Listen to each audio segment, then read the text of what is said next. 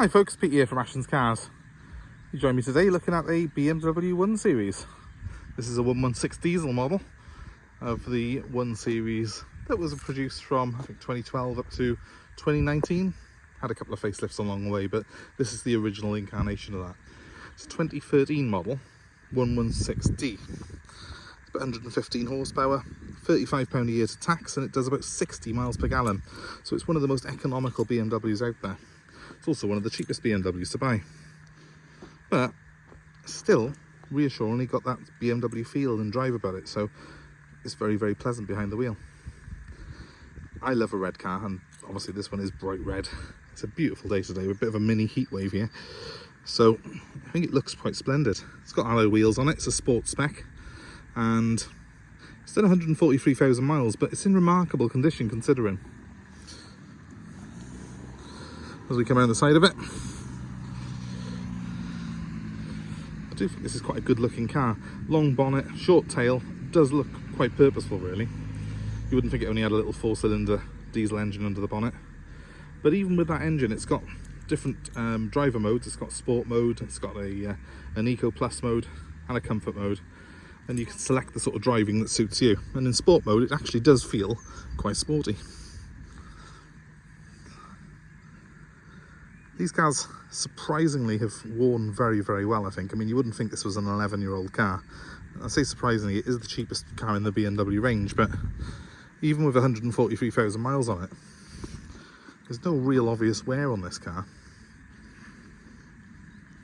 Still looks quite impressive, I think, considering. So let's have a look inside. I'll start off in the back. They're not fantastically big cars, but there is room in there for the kids, and it is a 5-seater at a push, so yeah, I mean, you can get comfortable enough behind you. Obviously it's not anywhere near 3 or 5 Series space and comfort levels, but it's more than you would get in, for example, an equivalent car this size. What would we say, a base Astra or something like that? I think the BMW is just a little bit more plush inside. It's got electric windows in the back and some nice silver trim on the door cards, and it has got that quality feel about it that you get with these cars. Up front, it really is pretty much like every other BMW, and that's a good thing, because as I say, this is the sort of the lower end of the BMW range, but you've still got that iDrive system, you've still got a nice big screen on it.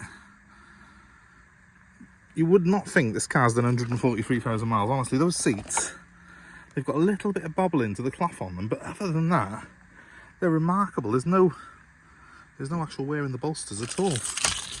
Chicken, no, there isn't. That's very, very good. I'll just jump in behind the wheel.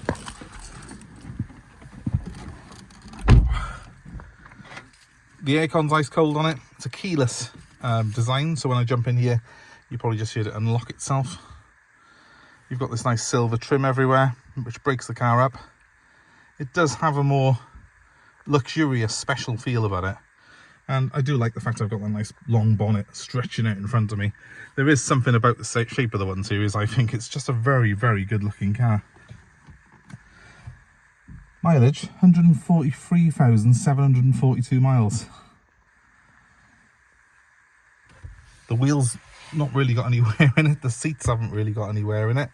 The only wear I can see on this car is, for some reason, preset 6 on the radio has been used a lot, and it's worn through the black paint. Someone's put a couple of little stickers on it by the looks, but I don't know what station they were listening to, but preset 6 was their favourite.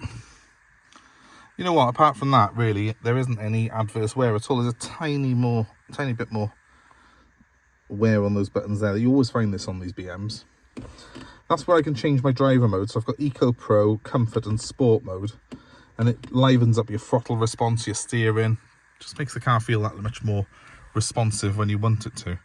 But when you put it in Eco Pro, you can get up to 60 to the gallon. I've been driving the car around myself and I've managed about 55, which, considering I'm in a stop-start traffic a lot of the time commuting back and forth, that's pretty good going. And so the aircon's ice cold in it. I do like the fact that even though this is a small car, and this might sound a really finicky thing, that you've got 2 proper sized cup holders here, not like one's jammed into the middle centre console where you're knocking into each other.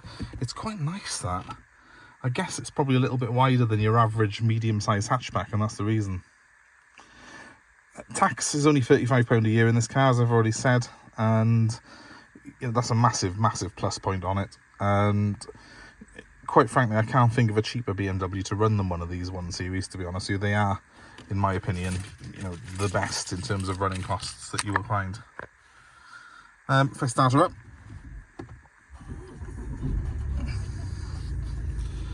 there we go.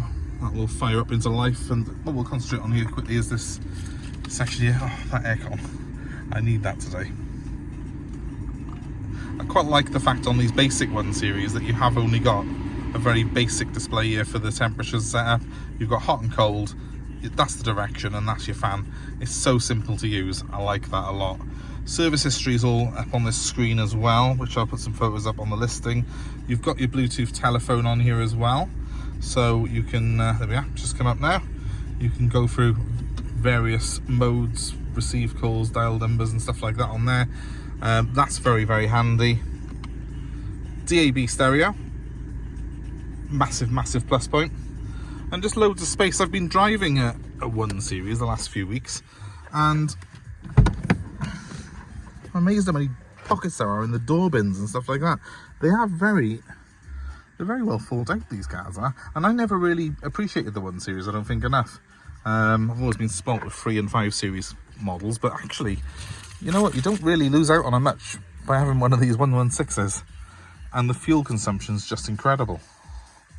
So yeah, real world miles per gallon, I would say you're going to get 55 to 60 to the gallon out of it. BMW will tell you you get 65, but you can never 100% go off manufacturer's figures with these things. But that's still incredibly good, isn't it? And I do think it's aged better than the equivalent Golf, the equivalent Focus, the equivalent Astra. And this is Astra Focus money, this car is.